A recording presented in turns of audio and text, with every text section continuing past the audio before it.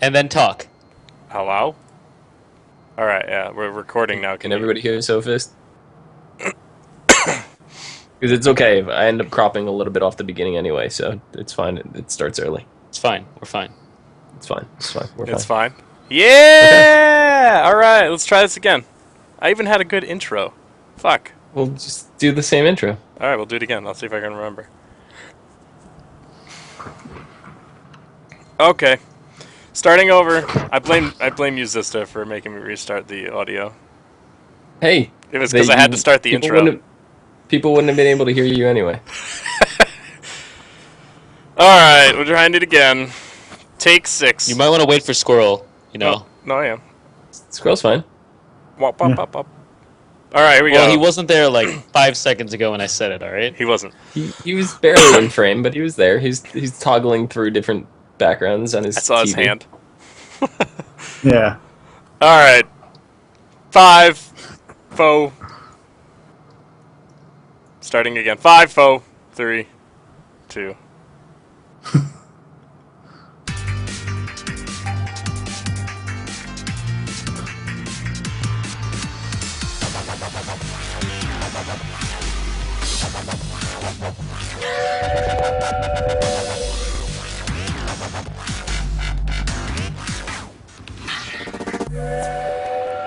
What's up, everybody? Welcome to the HXC Blizzard Podcast. Tonight, we have about 1 million bosses to talk about in Scholomance. Some major Diablo 3 news, another Hearthstone Crack-a-Pack, and even more stuff from, like, other, some esports news. That's what I wanted to say. Esports news. But first, as always, coming to you live from the afterlife, Zista. What's up? This is hell.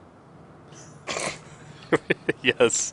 Yes. Thanks for giving me flashbacks of trains again. I really didn't need that. You're welcome. You're welcome. We're going to get to that. We're going to get to that very shortly. But before we get to that, as always, joining us, two-time legendary co-host, Mr. Squishy. How's it going? That's pretty good. Back home from, just checking out the legendary setup. Yeah? How was this it? podcast a little better. Welcome home, Squishy. I love some Thank HD you, video. Zista. Thank you. Does that make me your wife? What? Weren't we technically married at some point? And Eduardo was. I miss I Eduardo. don't even know. I don't. Shout out to Eduardo. Yes. Yes. We need to get Eduardo on the show. We need to Exactly. find him, hunt him down. He doesn't know anything about WoW, but it'll be fun. It'll be Having good. some deja vu here. It's fine. Yeah, it feels like we've done this before. Maybe we I feel like have. I've been, yeah. Oh, well, if for those of you that don't know, if we haven't done this yet, we have, since Indy can't be here with us this week, we have a special guest from the Game Breaker community. The reason I played the train intro, Squirrel, how's it going? Hey, I'm a lot. That's good. So... Do you like trains? I have to ask. Yeah? Are you the I like trains kid? No. man of That few would be words. me. That's just a many hour. He's like number 3 on all of Steam for number of hours played Train Simulator. Yeah, do you run Raptor when you play that, by the way? I do now. You should. That's an because- amazing accomplishment. You should feel super proud of yourself. I might be Anyways, number 1 by the end of this week. Squirrel, do you want Yes. to give us give us the reason that we played the train intro for Zista this week? Yeah, well, going back a few months ago, like maybe early summer, I told Zista that when I got my college money in, I'd throw him, fairly sizable donation into his stream. Well, a few weeks ago, maybe a week ago, I can't bad with time. He had a 24-hour stream, and he said the person who donates the most money gets to pick the next game he plays. And so I chunked in $65 and got to name his game. That sounds And like a what Zista game thing. would this be? Like, let's have a good reveal here. Ready? Drum roll. Well, he thought all along it was going to be Cookie Clicker, and everybody else did too. And I said, no. I said, you got two choices. Do you want to spend money or not spend money? He said, He said, well, I don't want to spend money. I just want to play something that's already free. I was like, okay, I'll go ahead and pick a game you already have. Train Simulator 2014 is coming out, and you can play then. Oh yeah. So what would the game? I don't know. I don't know If if you I should said, say hey. unfortunately, but Train Simulator 2013 unfortunately upgrades to 20 Simulator 2014 for free. Oh Well- wow. Don't I want to say? At least he didn't pick Agriculture Simulator, because I know you had such a great time with that one. To be fair, Yeah. it was entertaining to watching you sell milk over and over and over and over and over and over just to buy a tractor. That was entertaining. And then we had karaoke. Yep. We did. Yep. There'll be plenty more of that for this stream. Oh, good. So the stream is either going to be Thursday, which is the day it comes out, I believe. I want to say 25th or 26th. I don't know. It's one of those 2 days. I should have actually looked into this, but I didn't. It's either going to be the day that it releases, or if I have stuff to do, it'll be this weekend. So stay in tune. Twitter. Stay tuned. Okay. That's good. I'm sure I'll be stopping by during the stream just to say hello, keep you awake a little. Oh, and before I forget, since Indy's not here, I got a mysterious package in the mail Yes. from Indy. Can you show us on camera? Addressed. It's Can you show us the upstairs. package? The package is upstairs. Go get it. No, no.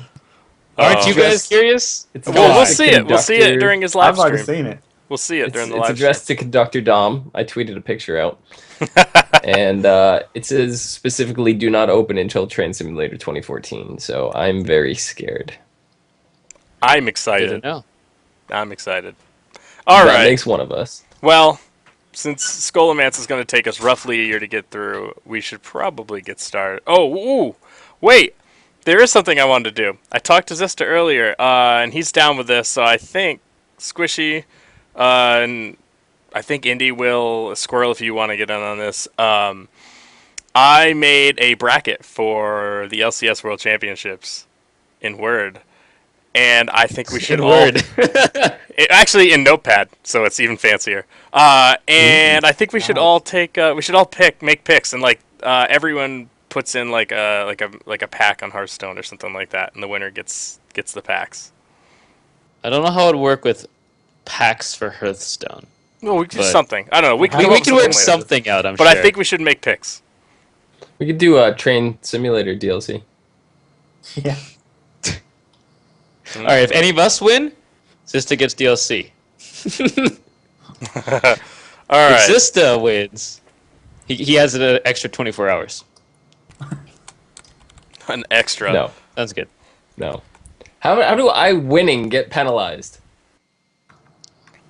'Cause you won. That's not penalized. What are you talking about? What you talking about? All right. I think we should do this. You want to do this right now? Between the three of us? It'll take like 5 seconds. All right, fine. We're Let's doing do it. All right. Do it. So we don't really... Mineski, right here. Mineski fan. Well, Mineski's going to win. Oh, wait. They're out. That's not happening. All right, so I'm gonna do this. All right, here we go. Here's my screen, the show notes and everything. Let me minimize all I this. think Zista's going to pick first. All right, yeah. knowing We'll that have he's Zista. the biggest League fan in the world. No, that's not happening. All right, Zista. What do you got? All right, Why do I have to pick first? we got because it doesn't matter. Well, you want what do you want? Squirrel to pick first? I want you and Squishy to pick first. That Well- doesn't seem fair. Basically, what's gonna All right. happen is you guys pick and I pick the opposite. All right, we'll do Squishy first. All What right, am I Squishy. picking? The winner of the entire thing? No, we're gonna go down the bracket. It's a bracket. Ready? All right. So what do you got? Top one. You got Gamma Bears and SK Telecom 1. Who you got winning that matchup? I don't even know who the Gummy Bears are, so So SK Gummy Bears? Telecom. You said Gam the Bears. I know. I'm going to go with SKT. T1. All right. Match 2, you got Najin Black Sword and Gambit. Black Sword. All right. And then you got Royal Club versus OMG. This one's impressive. This is going to be a... China is going to win this match. oh, good. They're both Chinese. Let's go with Royal Club. And then, Cloud9. Oh, we're each doing a bracket here, right? Yep. Okay. All right, what do you got up here? You got SK Telecom and Black Sword.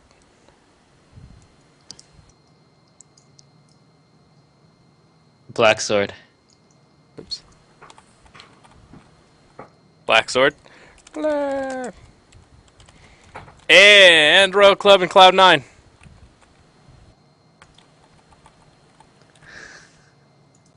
I actually don't know for this one.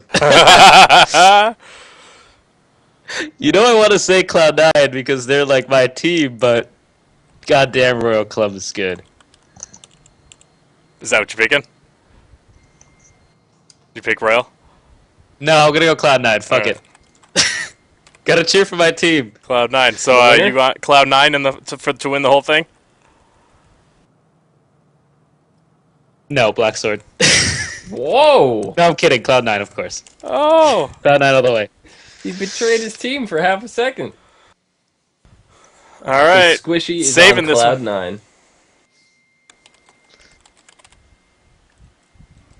Squishy LCS. There you go. It's just us three, right? Or Yeah, we'll all do gonna us do three. it? We'll do us three, and then we'll get an Indian on it, and then. All right, here we go. Saving that. All right, what you got, Dom? Gummy bears.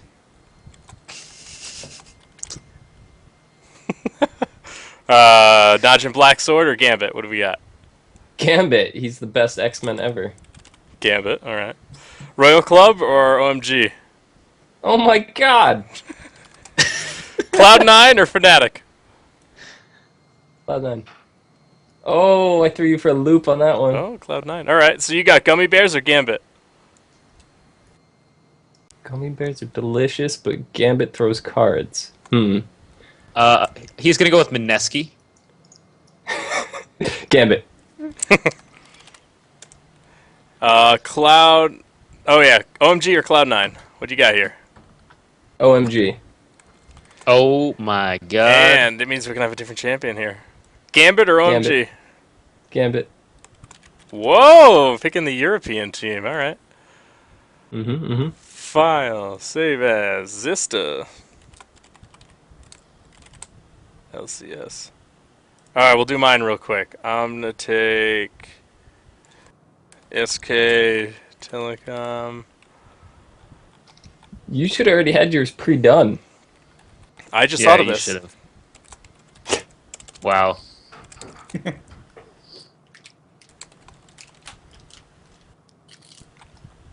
I'll go OMG, I'll go Cloud9, I'll go...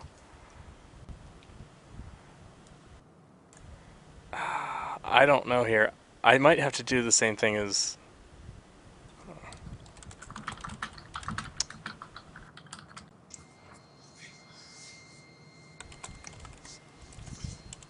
Oh, fuck it. We're doing this. Alright. I'll go...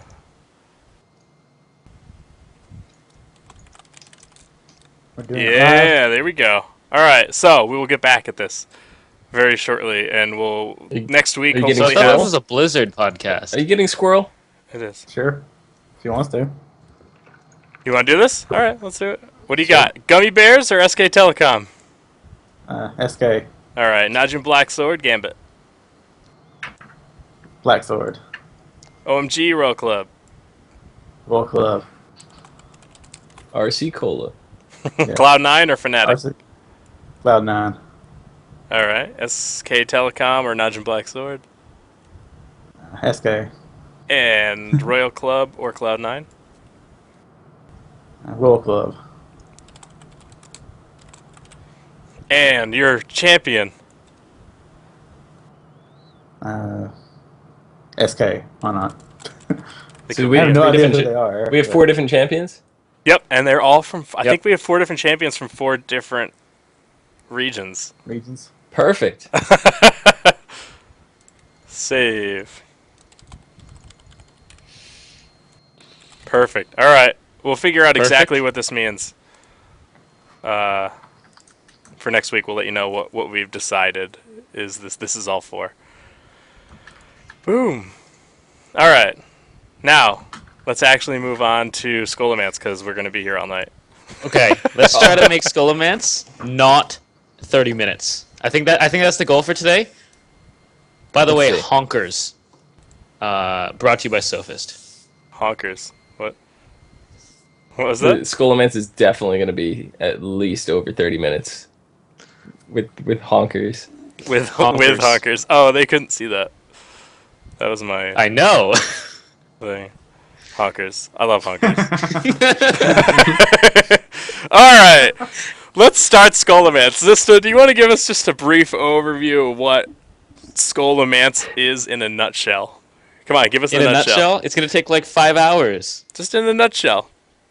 Nuts. So, at the Shells. very beginning of the dawn of time, it's a school for necromancers. You lost Squishy. That's it. That's it. It's a school for the dark arts. Yeah. All right. So So it's Hogwarts. funny part with this, we went through this. We're like, oh, there's only 5 bosses. This isn't gonna be bad. All right. 20 minutes before the show, we were like, oh shit.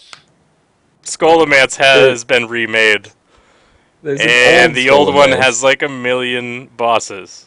Just so you can see, look at these tabs. That's just old Scholomance.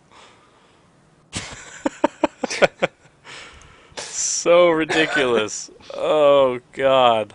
So why didn't we split up Scholomance again? Because there's no wings. We never split up Scholomance, or we never split up the new and old. We always did those in one show Oh, I know, but still. Yeah. because it's one cohesive unit. Mhm. There's no real good way to split it up.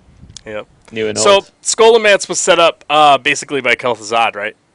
More or Kel'Thuzad less, yeah. founded it and decided to use the Barov's land, who made a deal with the Lich King for immortality, and they could use that land for Scholomance.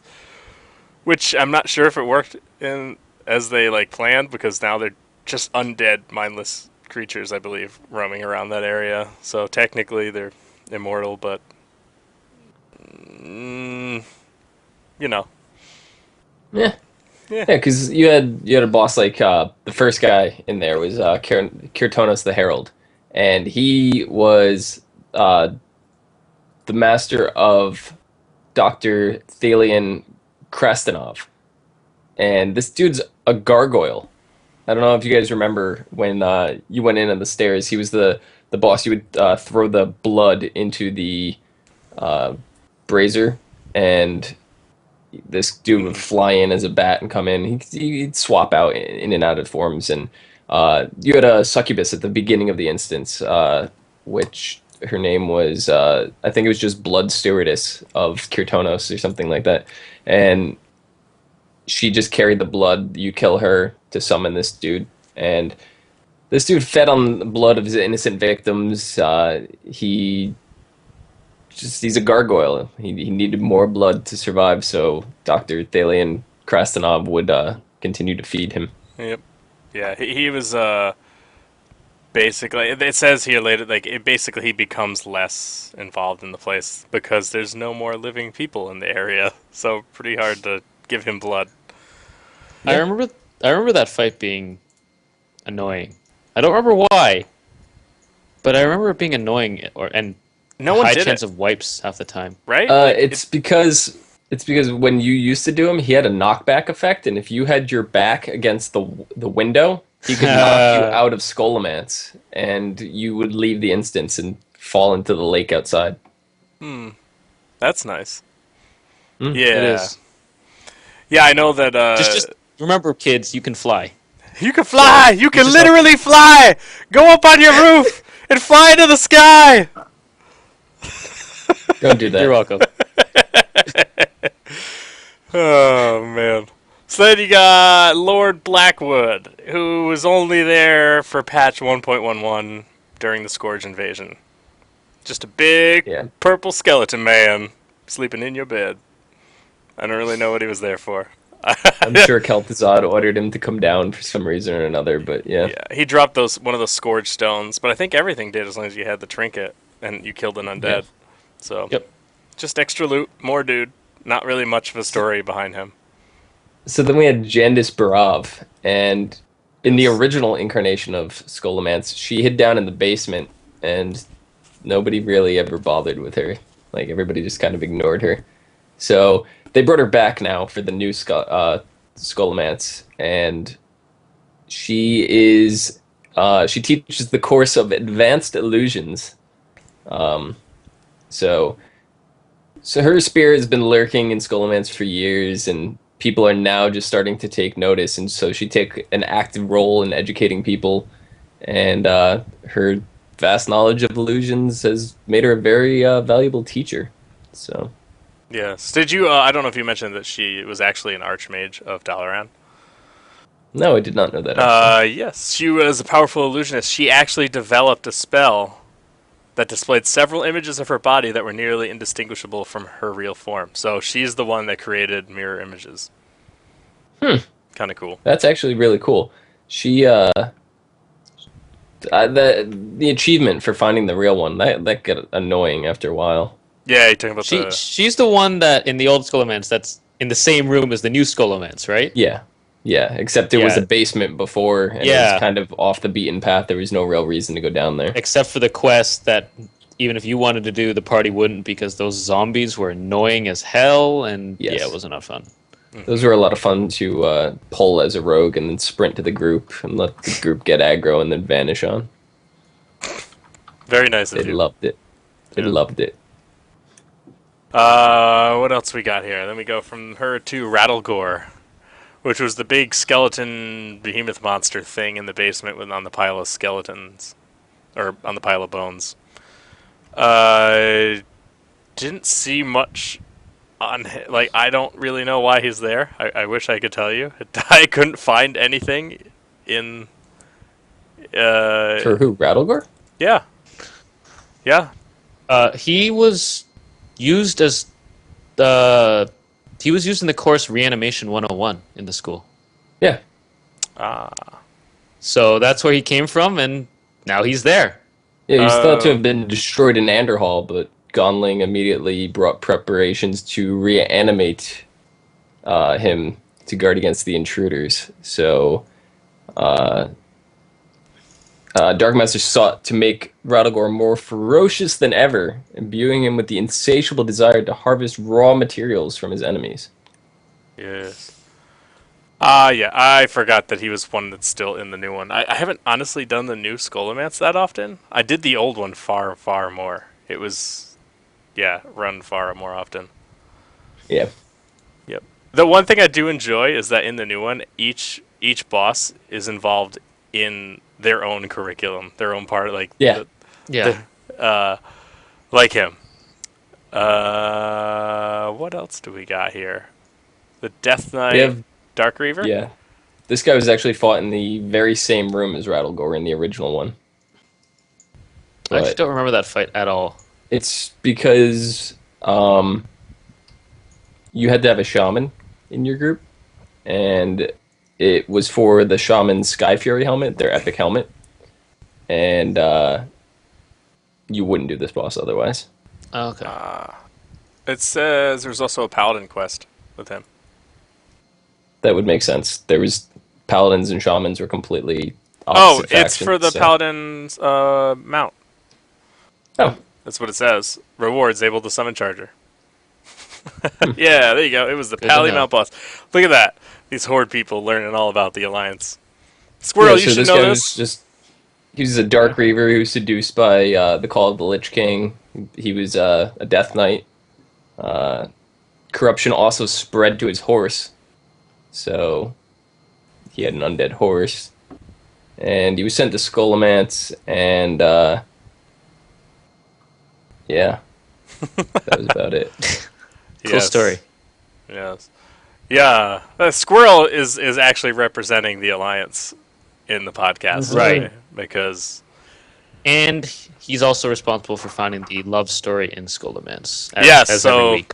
Just so you know, we're expecting that, and you only have a few. Yeah, at the end, we're going to ask you, so just be prepared. What else we got here? Marduk Blackpool? I don't remember this guy at all. What? He was a warlord of the Scourge, known as Marduk the Black. Yeah, I don't. Do you remember where this guy was in Scholomance? I want to say the viewing room, if I remember correctly. It's been so long. This, I don't even know. Yeah, half the old Scholomance bosses are just these like little mini bosses that have no lore behind them at all.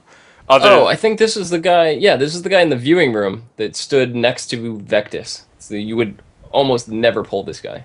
Oh, you avoided him. Yeah. Yes. Is he the one in the rooms with the bunch of ads? Yes. Yep. They sit up on the top of the balcony in the Yes. corner in the back of the room, And people didn't want to touch because they were neutral at the time, right? Right. Everything in that room was neutral. So you just walk through it because if you pulled one, you pulled everything. And then Right. it would cause wipe. People would be like, why did you pull that? So, Yeah. Apparently, he So- was just as ruthless in real life, though, or in Azeroth. I don't know about real life. in real life. In real life, he's actually a skeleton, so watch out. No, apparently he was a brutal warlord, and he just was able to decimate people during the Battle of Darrowshire, and he cut his way through entire swaths of humans during that fight. So maybe there was a reason What? people didn't pull him. Yep. Yeah. So the guy standing right next to him was Vectis, and Vectis was he was one of the original main necromancy teachers of Skullmance, and he created the plagued dragonflight, which was exclusive to Skullmance, and he got the eggs by paying off a goblin in the Burning Steps. Just gave him some money for the eggs so they could play around with that, and Plague Dragonflight had always interested me when they first started talking about pets and stuff coming to Warcraft, where pet battles and stuff like that. I always hoped that they would go back and add one of these Plague Dragonflights to the pet battles and stuff like that. And for the initial launch, they didn't have them. I was very, very upset because those were always my favorite because they were just so different from the other ones. And then they added them to a spawn out in Northrend, outside of the Argent tournament. They're Scourged Whelplings, and they're the exact same model as the ones that used to be in Scholomance. But we have that, and we still don't have a Bronze Whelpling, and I don't understand that at all. okay, before we go on, Squirrel, you did something on that TV behind you during all this. Would you like to explain now that you've carefully changed your TV again? What do you mean I did? That's my desktop background. Yep. Mm-hmm. That's part of Scholomance, by the way. I don't know. No, that's Chandra from Magic. Yes. Close to Scholomance. Very close. See, magic, Scholomance. There you Yes, go. same thing. It works. Yep. You did it. Good job. Oh man. All right. So the next boss that we got Roz Frost Whisper, who I actually remember running this boss quite a lot because she dropped some stuff that my mage needed. But the cool thing about her is she was a human mage from Stromgard, and she was or he, I don't really know. He, gender, male. He was a hedge mage. He was never formally trained as a mage in Dalaran. He just learned it himself. And he was one of the first to join the Cult of the Damned and quickly advanced through its ranks and turned himself over to the Lich King when the Scourge invaded. Yep. I forgot to mention real quick, Radagor used to drop the viewing room key, which was needed to get to all these bosses that we're talking about now. And one of my old memories of the original Scholomance is we had this warlock that was in my guild named Damietta.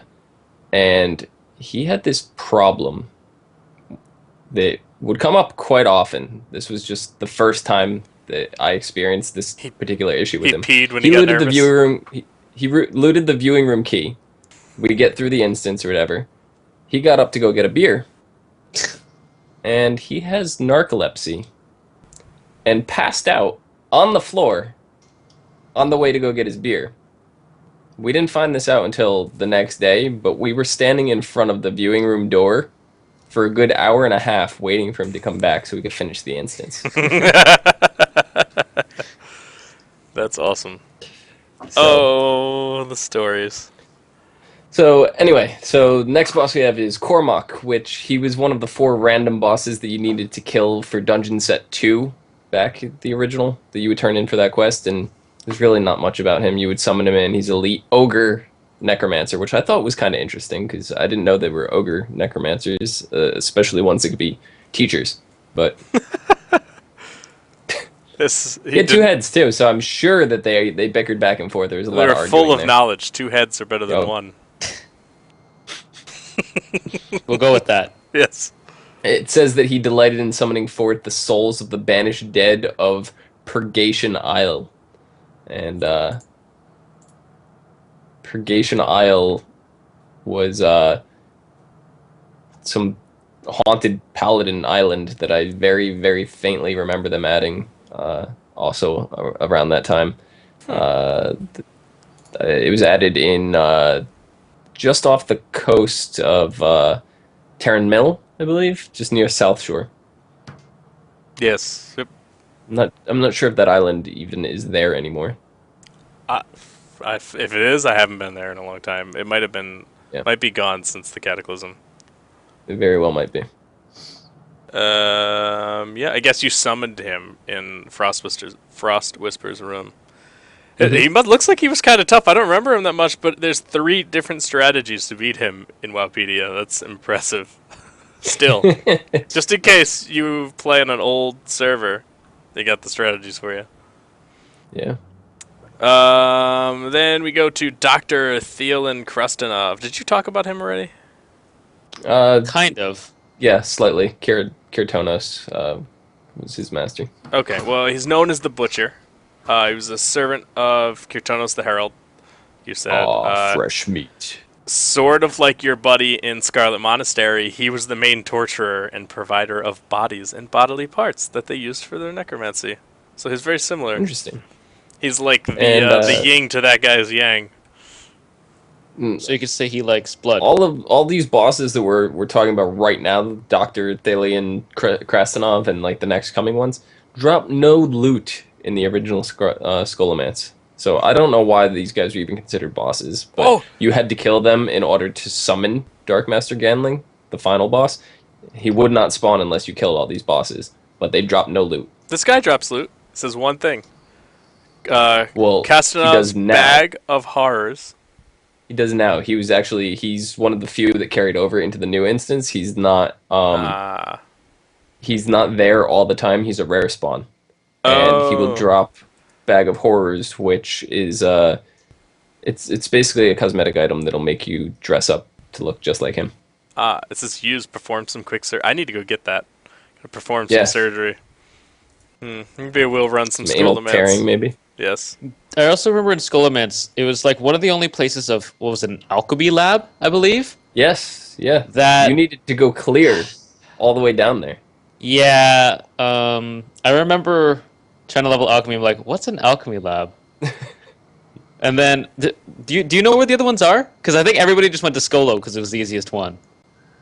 Scholomance, Blackwing Lair was where they added another one. Because if you were clearing Blackwing Lair, you just did it while you were there. That way you didn't have to go to Scholomance. I'm pretty sure around Burning Crusade is when they started putting them in towns. I'm not sure. Might be. I didn't have an alchemist at the time. I did later. Yeah, I didn't either. But I do remember the alchemy labs, and I remember specifically Blackwing Lair, where you'd stop and let your alchemists do their thing, or just do it after you cleared through there, the next day or something. Yeah. What else we got? So we got Are we there yet? Oh no, we're halfway there. You wait. Uh, We have Are we there yet? Polkelt, Polkult. Polkult. Polkelt, and he was once a keeper of knowledge, but the knowledge has sadly been lost forever. Does it have something to do with the He's arrow? now a fits through his head? shambling, unintelligent monster. AKA a zombie. Yes. So, like I said before, he was one of the 6 mini bosses that you had to kill to summon Ganling, and unlike the other ones who actually they did drop Corruptor Scourge Stones, which was for Argent Dawn rep, this guy didn't even drop that. Mm-hmm. Yeah, fantastic. He was so useful. He was. Yep.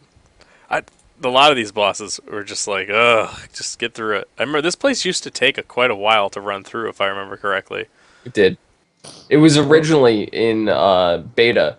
This was the first raid. This was a raid that was before Onyxia, it was before Molten Core. This was your first raid. This was a 10 or no, it was a 15. I think it was a 40-minute. I think it was tuned around 15 people when it went live, but it was a 40-man raid in beta. Could you just imagine 40 people? I didn't do beta, so I can't imagine 40 people in that space. It was pretty cramped. Like 40 people pretty summoning that gargoyle? Mm-hmm. So rough, man. What was really fun is you get like half of them to get knocked out of the window, so Yeah. it cleared the room up pretty quickly. Why were you over there? Because I couldn't see anything.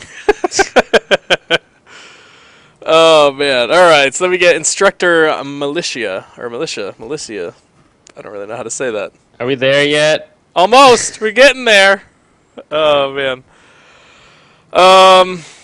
Just another instructor, necromancer instructor. There really wasn't much on her other than she was an elf, and she was another necromancer there to teach things and get killed, Each things. and not drop loot. Hmm. Yep. Or maybe she did drop loot. Look at that. So then we have Lord Alexei Berov. He was the Lord of Cardero, Brill, Terran Mill, South Shore, and he was an agent of the Scourge, and he was the father of Alexei, Weldon, and Jandis Berov, so he's their father. Papa Barov. And his wife was also one of the bosses in here, which was Lady Yes. Lucia Berov. Yeah. He was actually the owner of of the land that they used to build Scholomance. He was the one that said, "Hey, Lich King, bro, And if you guys make us remember, immortal."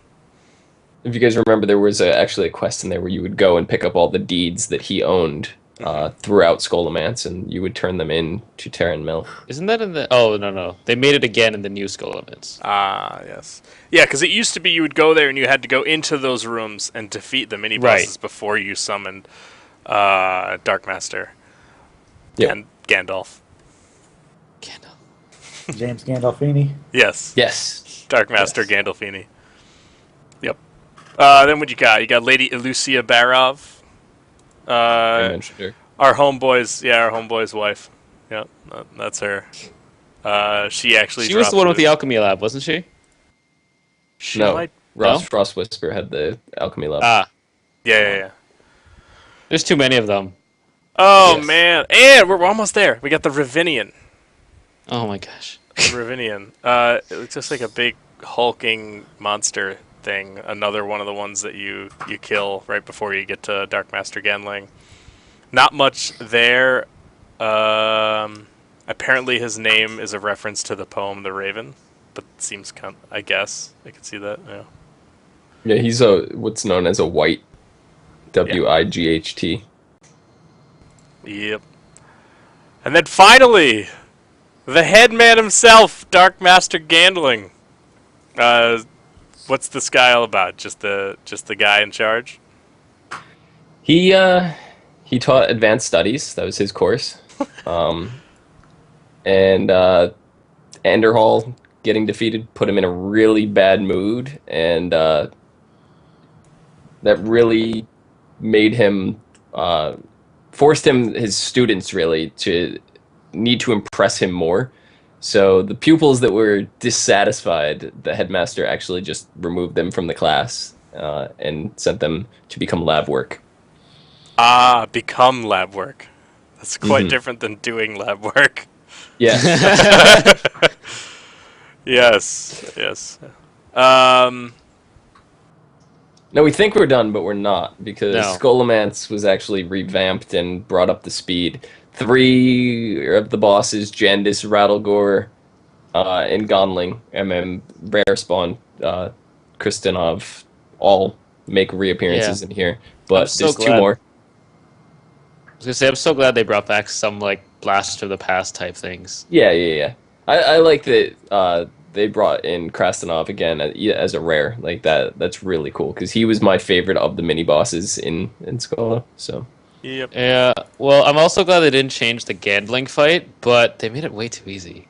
yeah. But then again, it's the whole heroic problem. So I kind of wish they just kept it in its original incarnation, where it was stupid hard. Yeah. Yes. Yeah. So one of the new guys is Instructor Chillheart. That's that guy right in the beginning, if I remember correctly, where he's got that cauldron. You just jump off. You don't take the stairs. You just kill everything as you jump in. Nowadays. Yeah, he's Cerberus Snape in the afterlife. He teaches potions. He teaches introduction of the dark arts. Intro to the dark arts, man. So he's like a freshman teacher. Just like Severus Snape. I always found it funny that in those Harry Potter movies, it was like the big villain was always the guy teaching dark arts. It's like, Weird. Didn't see that one coming. right? Like, why? Like, Maybe because he knows the dark arts. If there's a reoccurring problem during the first like 3 books / movies, whatever, of the teacher being this evil bastard, why would you keep hiring new people to fill this position? Yes, Elmi, you're right. Instructor Chillheart is a lady. My fault. And why does they keep hiring people and they keep turning out to be villains? Wouldn't you think you'd have somebody else start doing the hiring? Right? Yep. All right. Dumbledore, it's a master plan. That's why Yes. Snape killed Dumbledore. Yes. Spoilers. All right. What's that last one? That the last guy, the new one that they brought in. It's actually another female. Lillian Voss. Ah. So she was strangled by her father, High Priestess of the Scarlet Crusade, and she, if you did the new Undead starting zone that they revamped for Cataclysm, she basically wakes up there along with you, and she's freaking out that she's an undead and she can't believe it. And as the quest unfolds, she runs and finds her father, and her father basically shuns her away and says that he doesn't have a daughter anymore. And then you kind of learn that, oh no, she strangled her father, not that he strangled her. I guess that's minor detail, right? Slight difference. Slight difference. Yes. So, So she got pretty angry. She went on this rampage and started taking everything out, and then when she made it to Scholomance, rather than destroying her, Gonling decided to show her how to embrace herself as an undead, and she teaches the course of re-education. Weird. Surprise, surprise. Seems like she'd know it.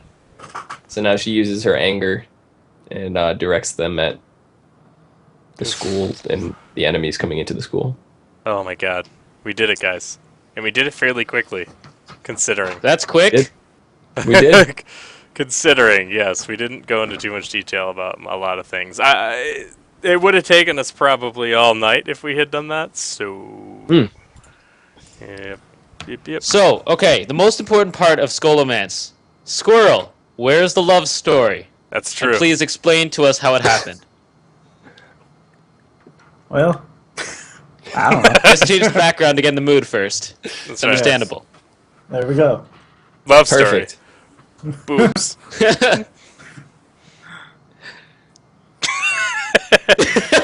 Alright. So, no love story? Damn it. The love Indy story is gonna be between pissed. Lillian Voss and her father. She loved him so much that she strangled him. Oh, she loved him to death. Yep. With her hands. Yes. Oh gosh. But we're not done. Okay, we're done. There's No, more? we're not done. Oh. We just wanted to But make. wait, there's more. We just wanted to, bring up the fact that there's some other things happening this time of year. Brewfest just started, and there is a cool little story if you guys wanted to get into it. But the most that we're going to say here is that Brewfest is basically it originated from the first Brewfest, which was a contest held by Chen Storm Stout and Grimboo's Thunder Brew to decide which of the two had the better beer. Funny enough, I didn't even realize that Brewfest originated with Pendarins, which yeah. it all kind of ties back into this expansion now. It's just really, really interesting. Kind of cool.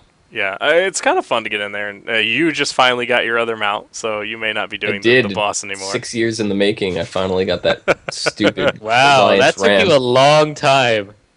That guy was stingy. I would level alts just to run it, and I would never even get them up to max level. I'd get them to the minimum level that they needed to be to enter the dungeon, and I would run it every year as many times as I could, and I never got that ram. Yes. So, Whew, all right. the Kodo in the first year, but the ram just would not drop for me. All right, let's breathe, because we're done with the lore. We did it. Yay! That's it. We did it. Woo! I can feel it. This is generally the point in time where I start watching the show. Wow! Oh, man. All right, so... This is the point in time where Squirrel can wake up. Yes, we can actually Generally, get into... I mute it during the trolling stuff in the beginning, and I forget the whole first 30 minutes of the show. Like, oh, that's going on. Okay, yeah. Oh, man. All right, so first thing on the agenda. Flex v LFR. Thoughts. Yay. Round two. Metaphors. Thoughts, metaphors, anything. I think they should just merge normal and flex. I think they should just merge LFR and Heroic. Sophist, Zista, I know you both did LFR this week. Mm-hmm. Yes. First of all, how was this comparable to previous LFRs? Would you say, first comparing the first weeks, because obviously many people don't know the strategies, was it better or worse than like Throat of Thunder LFR? It wasn't too bad until Narushan. I thought. So, I don't know. They did a decent job of comparing, tuning LFR. If I'm just looking at how hard the fight is personally, there's other issues with LFR that make it fairly unbearable for me. However, I don't know, Zisto, what did you think? Considering it was only the first wing, I thought they did pretty good on it. The only thing that I think is overtuned for LFR is the trash. Yeah, What's wrong with the trash? people can't do it. It's trash. Well, other than the fact that I intentionally pulled an extra mob and wiped the You group. would never do that.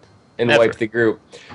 We died 2 more times on the trash, and then the group basically broke apart, and we sat there for 30 minutes or so waiting for a new group to form.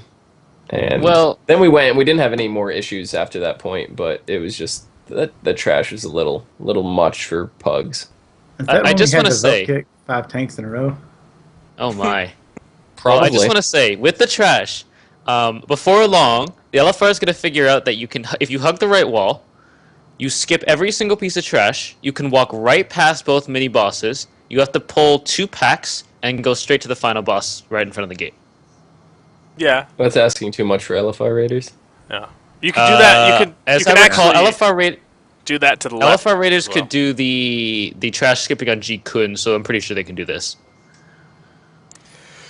But the one thing that's been going on with LFR is people saying, due to Flex, there has been longer queue times. Yeah. Especially when waiting for new people to fill the group. Do you Yeah. agree with that? Mm-hmm. Yeah, like I said, we were in there for half an hour before we got another group. Yep. So are you thinking that Flex is kind of killing off LFR in a way? Unintentionally or intentionally?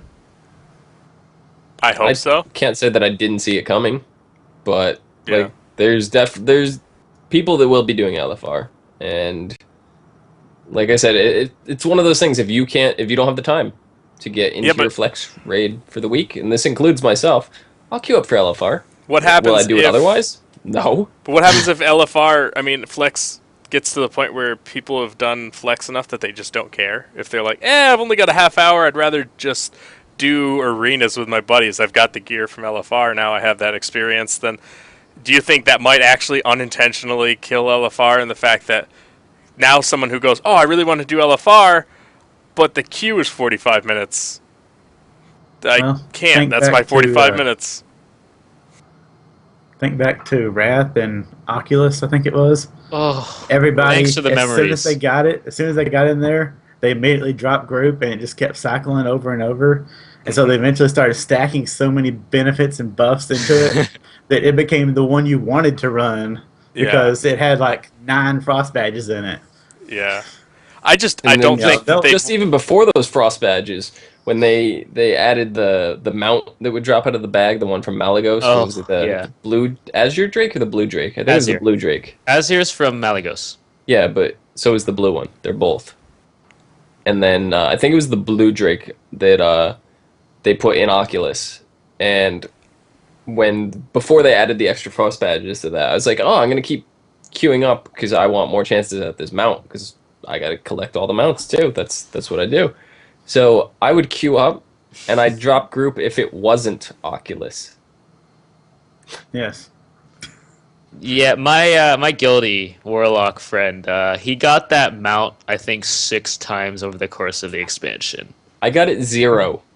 Yeah, I didn't get it until Miss of Pandaria Yeah, he started. kept I got it taunting me. off He's like, "Hey, Malagos. guess what I got? I got Oculus. Guess what I got for the last boss? The mount. For the And longest guess where time, it's going?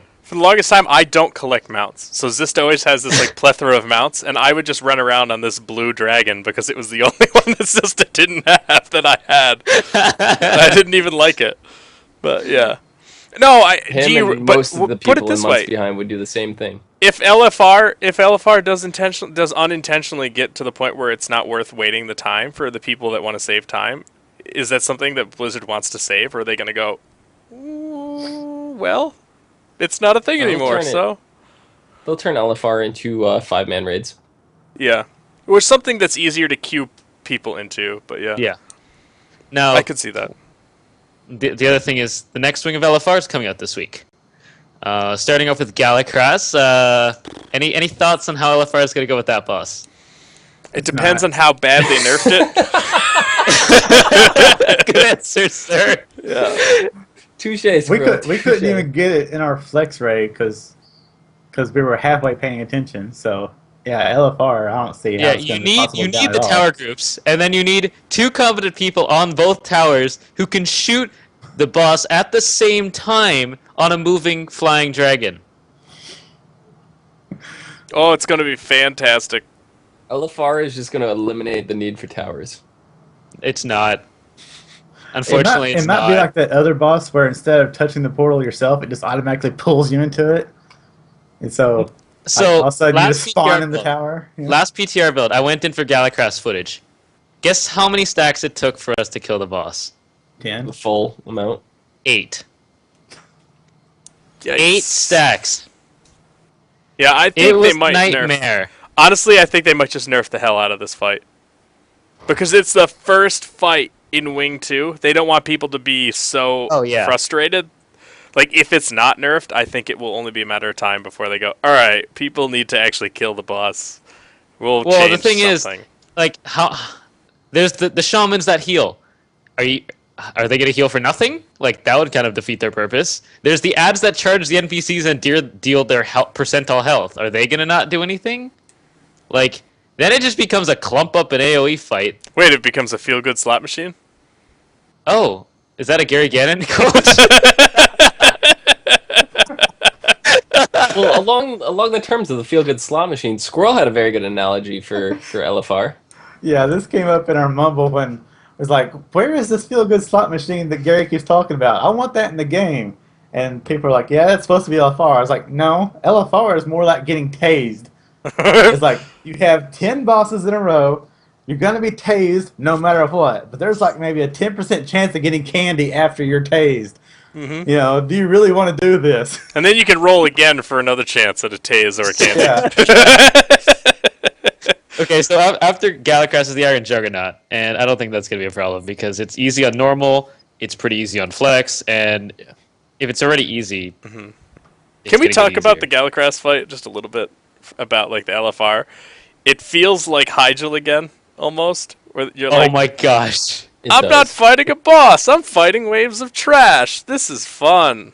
Like that's how I felt the Hydra whole was time. probably my most excited. Like I was the most excited for Hyjal because it had been this place that you would explore and all this stuff, and I wanted Hyjal so bad. And then when I finally got in there, I was like, I never ever want to step foot in here again. Yeah, it's really. It feels like Galacrash. They were like, we might be able to do this again. Yeah, I hate Galacrash because Phase 1, stupid boring. Phase 2, oh my god, where's all this damage coming from? And I don't know. So, yeah, that's going to be fun on LFR. So after that, after Argon Juggernaut's the Dark Shaman. Shaman. Yes, Shaman. Yeah, So, unlike if you remember all that these fight on people- PTR, there was shit everywhere. There's shit everywhere. How do you think that fight's going to go in LFR? I Is there didn't just get going to be to- no damage and you just kill it? I didn't get to do it on LFR, so it's gonna have to be Zista. Maybe I showed up and I just watched you guys do. What do you think, Zista? Shitty. Shitty. Good pun. And then there's Nazgrim. Ooh, I enjoy that. Nazgrim, I don't think it's going to be that much trouble, personally. However, I don't know if you've been there yet on Flex, you guys, but his trash before there, he has a group of 6 shaman. 6. Each will drop a healing tide totem every couple love those. seconds. Those are my Each will favorite. cast a chain heal every couple seconds. I That think trash is fun. I think initially that will be difficult because of the totems, but I think just the sheer ability to overgear that it'll become much easier as LFR progresses. I think initially though people are going to go there and be like, God damn it, and then you'll wipe and people will be like, all right, kill the damn healing totems, please. And once people Oh, I'm not finally even get talking that- about the fight. I'm talking about the trash. No, I'm saying, yeah, the trash trash. leading I'm up saying to the it. trash will eventually become much easier because Yeah. you can only face roll into the, like hit a wall so many times before people actually start to figure it out. You sure about that? I love. Oh, I don't know. I did try and do Horadon last week, and that was apparently impossible. So Just want to say, after the 6 shamans is a group of 10 whirlwinding dudes. yeah, spin to win. Awesome. Spin to win. They're all Garen, by the way. All It's of just 10 people playing League of Legends on the same team. I think that covers LFR.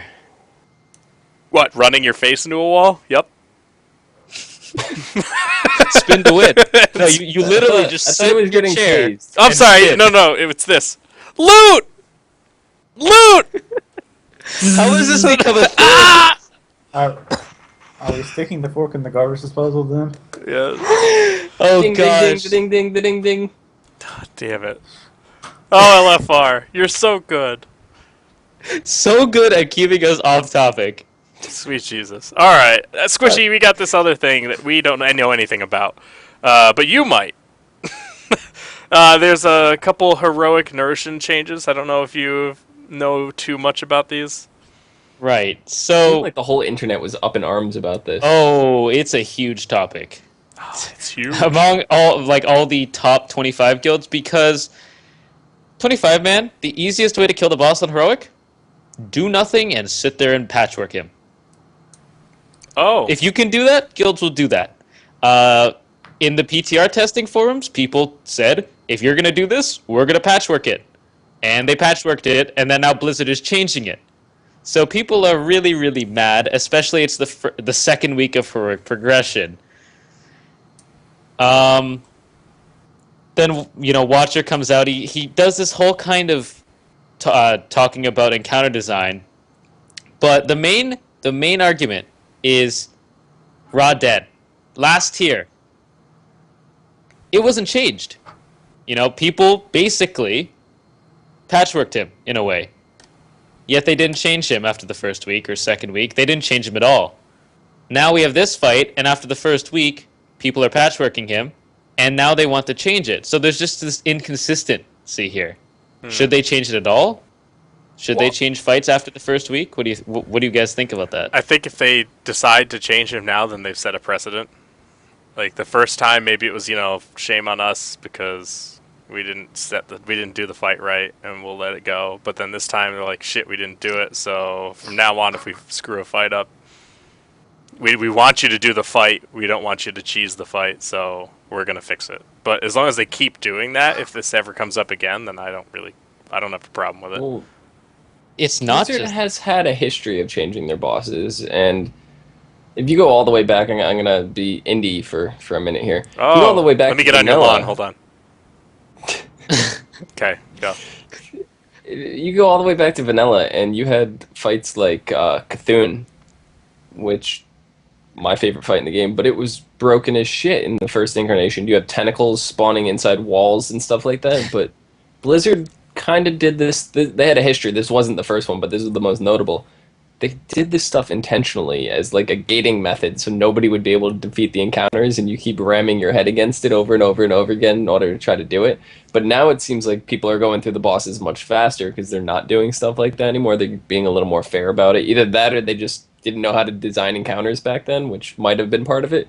But they would change stuff all the time back then. And Nixia deep breaths more. Like that. It's been a running joke for every patch since. More dots! More dots!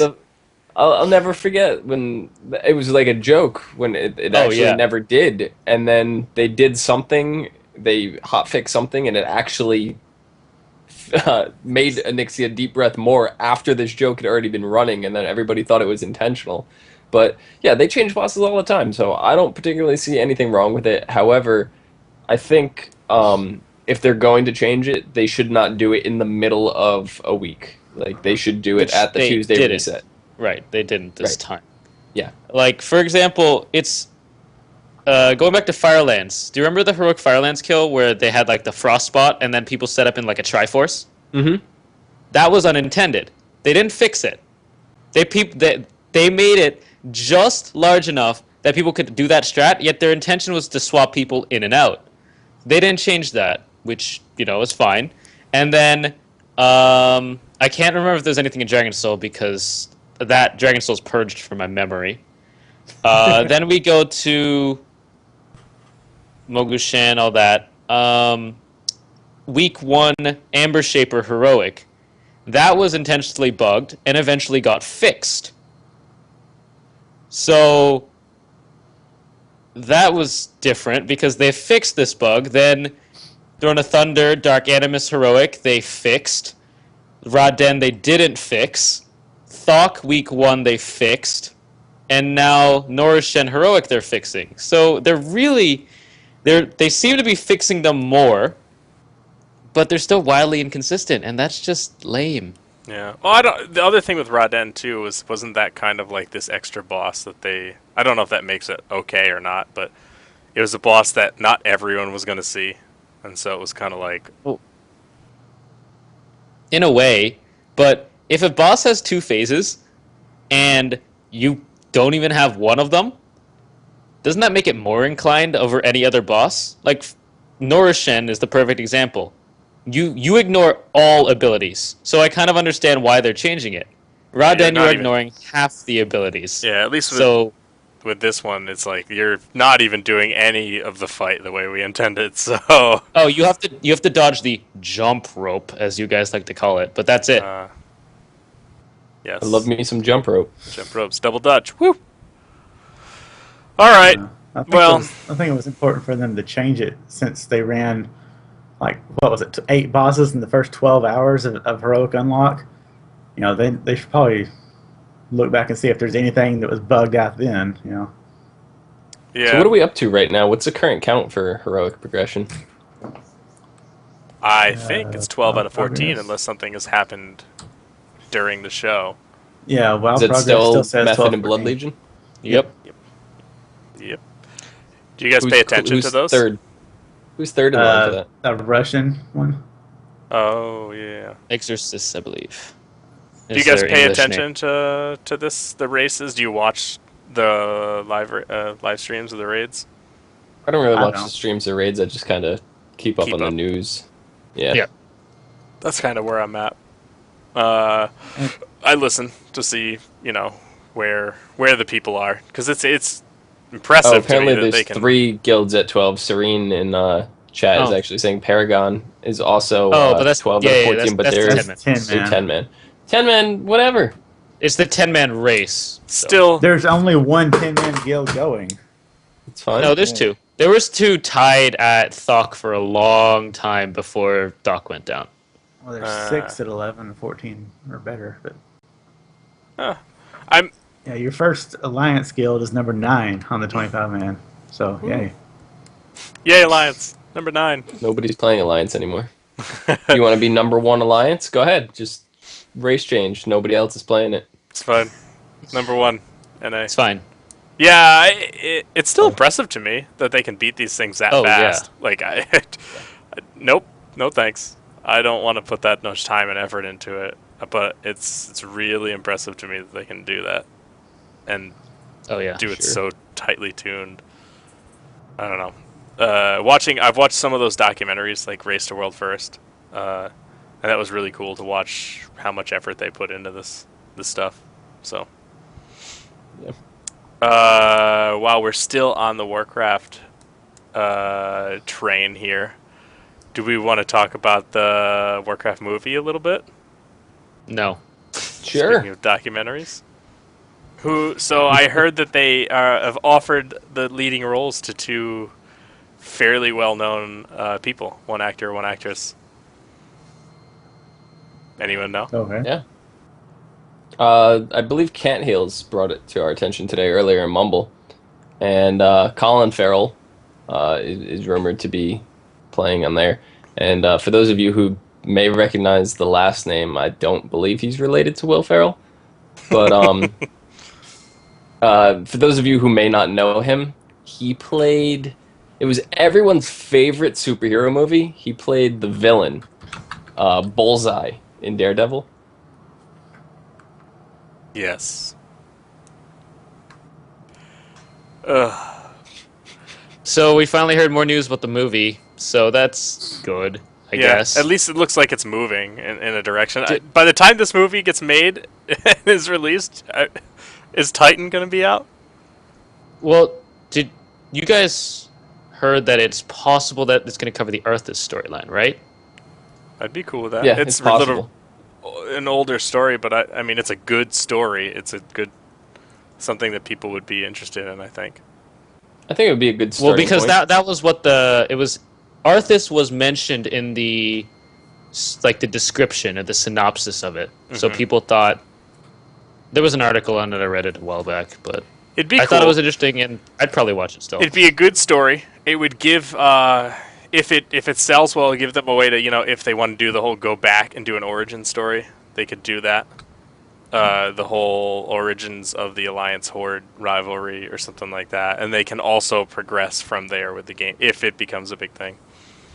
I think the biggest hurdle that they have to overcome is the stereotype that video game movies do not do well. Oh, So it would be a really good idea for them to jump in with their biggest and best known story, the Arthas. So they jump in with that. That would be great. Get people's interest in, change the whole stereotype. Then they can go back. They can do the Dark Portal. They can do all that other stuff. But the other name that was thrown out for this was Paula Pattinson or Patton. Paula Patton. Sorry. Yes. And she was known from, she was the lead in Deja Vu with Denzel Washington. She was the lead female team member in Mission Impossible Ghost Protocol. And I believe she was also Eva Mendes's sister in Hitch. Yeah. So pretty well-known actor, actress. So that's pretty cool if they can manage to pull big names like that into the film. So Yeah. So what roles do you think these two could be playing? I don't know what Colin Farrell's gonna play. I can't really picture him in any of those roles. Paula Patton. I said Sylvanas, but I could totally see Sylvanas. I really could. I don't know. I have no idea. I suck at movies and actors and all that. not a casting director. I don't Oh know. man. I could see Paula playing either Sylvanas, maybe Jaina. I don't know. One of those I think she'd be really good for because it's his leading role. So what other leading females do we have that besides those two? We really don't. Yeah, there's Jaina. There's. But I'd have to re-watch that Arthas story, get back up on it because I don't know who the main, obviously other than Arthas. who? So the are you main- saying Colin Farrell's going to play Arthas? Is that what you're saying? He could, if we're following, if we're following what we've heard so far, that it will probably be the Arthas storyline, and they've tried to get him for a main role, then. It could easily be the case. It'd be an interesting Arthas. Yeah. I want to see him be the Lich King. Chat wants Colin to be a dwarf. Be a Who's their dwarf. Lightbringer? What do you think, Squirrel? I don't know. I mean, if you're looking at the whole Arthas storyline, like from Warcraft 3 or something, then I don't know. So like- I found the article. It says that, or if it's obviously unconfirmed because it was from an anonymous source. Yet the article seems to check out. There was it's supposedly codenamed Conflagration, and it's supposedly starting to film on January 13th. Yes. Yeah, I actually heard early January it was set to start filming. So Yeah. And they also say that it is in fact on the story leading up to Arthas being the Lich King, not actually the Lich King film. So it'd be the So that's- Warcraft 2? Yeah, so it's Warcraft 3. Warcraft 3 story? yeah, I know. it'll be the Yeah. culling of Strathholm. Right. So I think that would be interesting. I'd watch it, obviously. Yeah. I'll watch it. I'll go to the theater and watch that. That's cool. Yeah. All right, so we're done. We're done with the Warcraft segment here. You guys want to get into some Hearthstone? We don't have much news, so we're just gonna jump into a Crack-a-Pack and talk some cards for a minute Let's here. do it. Let me hop over to here. This is a pack that Squishy you opened up earlier this week, correct? As usual. Okay. Yep. All right. So let's see what we got. We got common, rare, epic. Ooh. All right. Here we go. First card, 1 mana, Forked Lightning. Deals 2 damage to a random enemy, 2 damage to 2 random enemy minions. Overload 2. So Overload, for those of you that don't know, when you cast a spell with Overload, it locks out that much mana from your next turn. So they're typically cheaper, good cards, but they prevent you from using extra mana next turn, so they have a little bit of a drawback. What do you think about this card? To me, I haven't played this card. I haven't played the Shaman too much, but it seems powerful. Anytime you can spend 1 mana and deal 4 damage on the board. Well, it's seems essentially pretty powerful. 3, right? It's essentially technically it's a 3 3 mana. It's a 3 mana spell, but in the right spot, you just sometimes don't mind not using the next 2 mana. Right. So, what do you guys think? I absolutely. It's the bread and butter of the Shaman deck that I have. Yeah. It is one of the best removal. It's because if you have a early aggro deck, that kind of takes care of it quite well. Yeah. It's 2 health, basically clears up most minions in the early game, Most early minions are going to be gone to this. and most things that are priority targets, aka Starving Buzzard, Scavenging Hyena, Yep. stuff like that. Only problem is it's kind of random if there's more than 2 minions on the board. It heavily supports the Murloc theme deck for shamans, and I cannot stand Murlocs. You want to go into a little bit in depth about that? Like, what do you mean it supports the Murloc theme? Well, like Squishy said, early minion. My cat's going nuts over there if you hear it. But yeah, get quick minions out, do a lot of damage fast, overwhelm the opponent. So you get the Murlocs out, which keep spawning. You have like you play 2 cards and you have like 7 Murlocs on the table, and then you use Fork Lightning to take care of anything that they're throwing out real quick. So you keep your minions on the board. I just want to clarify. I said it's good against, Right. not with. Right. No, it's good against. You want to protect your Murlocs, is my point. No, he means against the Murloc deck. Against a Murloc. I would not run that in a Murloc deck. Because generally the thing that beats an early aggro deck is a large single taunter. And you cannot use that against a single minion. It has to be 2. So I would not run. I'm saying more for early, very like first 2 turns. No, I still wouldn't. If I'm going an early aggro deck, you need minimal removal, and it has to be single target removal most of the time. Not cleaving. Two different tactics here. That's cool. All right. Well, I could see it being generally very favorable to pick, especially in a arena. Oh yeah. Just Role play because shaman all the time. anytime you can get, anytime you get cheap removal. Do you? You're in the beta too, Squirrel, right? Yeah. Yeah. Do you play shaman fairly often? Usually, yeah. Yeah. Is this a card that you typically like to run? You know, I don't think I've ever played that. Well, if Squishy said it's the bread and butter. I haven't really paid too much attention to it, though. I mean, I haven't gone in and like crafted cards and disenchanted all my other cards, things like that yet. I just tend to log in, play, lose, log off. You play very similar to me, yes. Yeah. All right, so what do we got next? Next common card.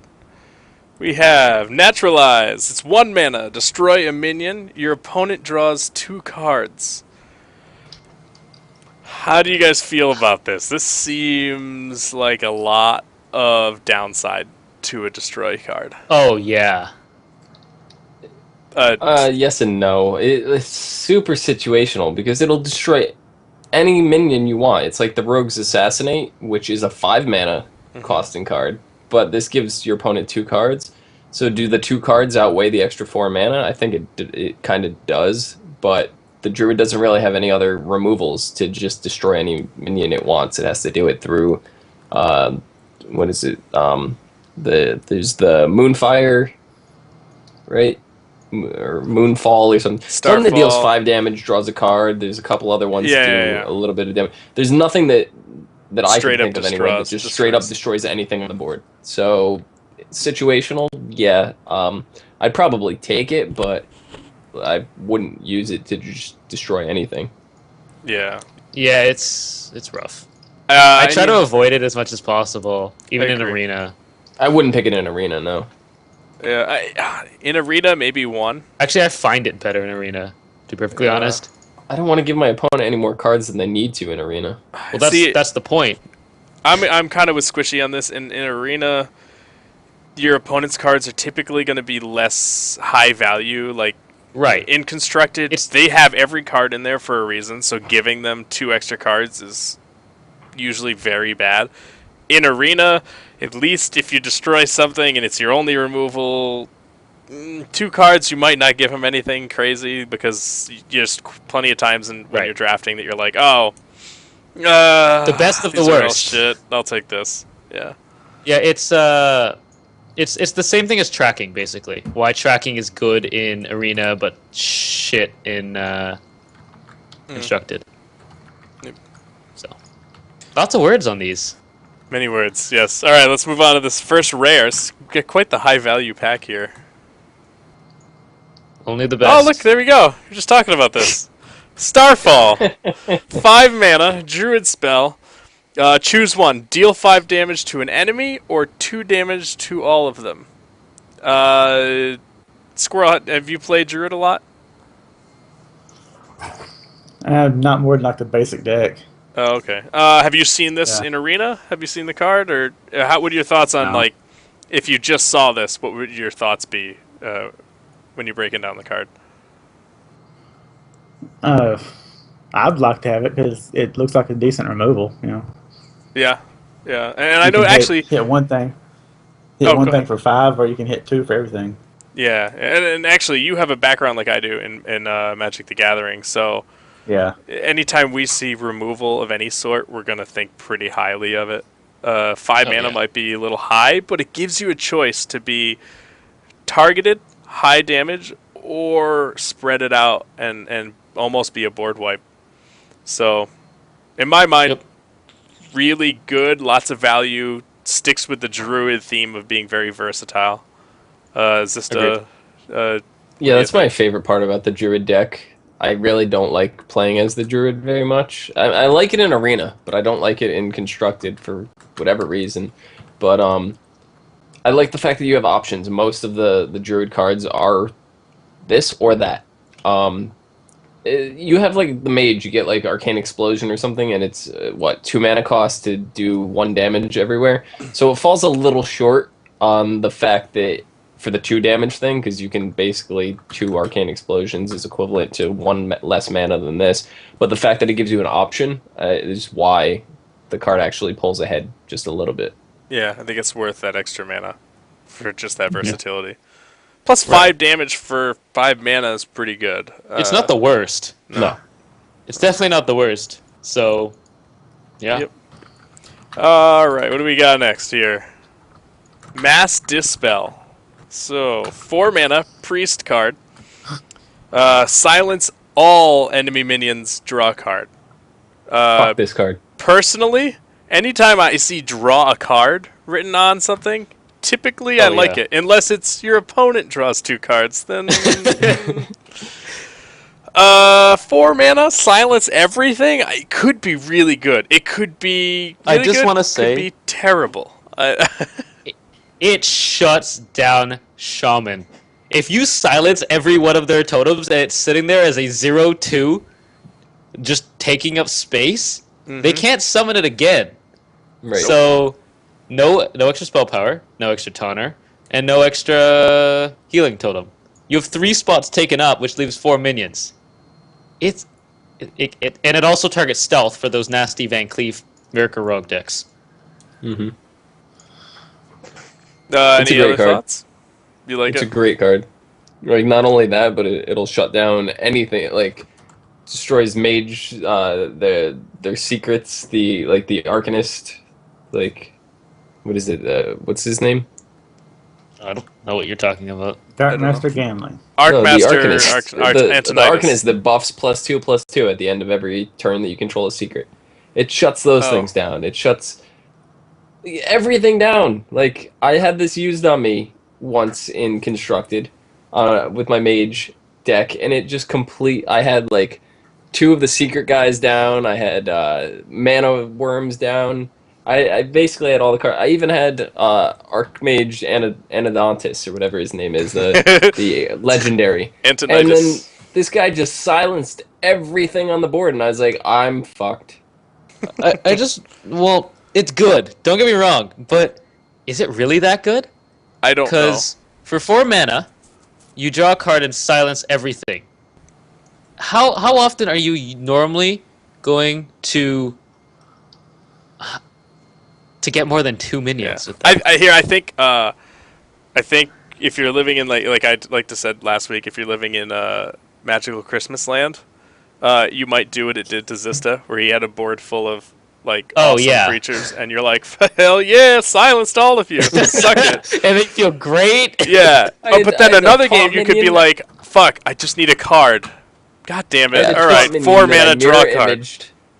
I had a taunt minion that I mirror imaged. I was sitting pretty. I had 2 of these guys, my ethereal arcanists, that's what they are, sitting on the board. They were buffed up. One was like an 8/8. The other one was a 5/5. You know, they were good. They were good to go. The guy, like, he was ready. Boom, wipes it out. They're back down to 3/3. My taunt minion is not a taunt minion anymore. It's just like, oh, it was rough. Yeah, I could see Magical Christmas Land. That thing is really good. I think typically it's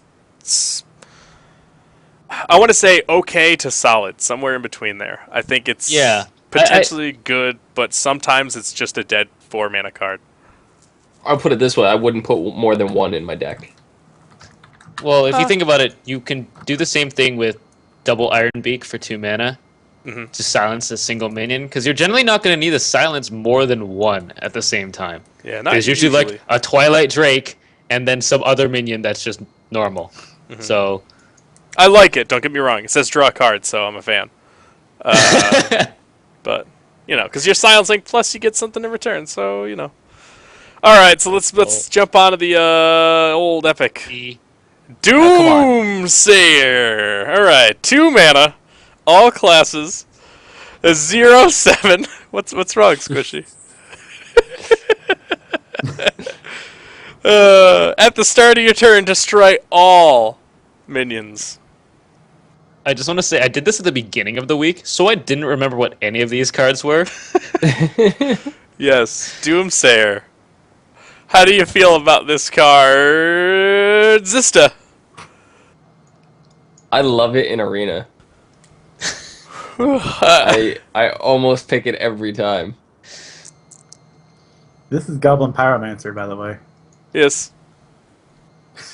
More or Squirrel, less. what about you? If your opponent has even 7 damage on the board, you can drop this down, and it's a taunt minion basically for 2 mana with 7 health. So it'll buy you a turn at the very least.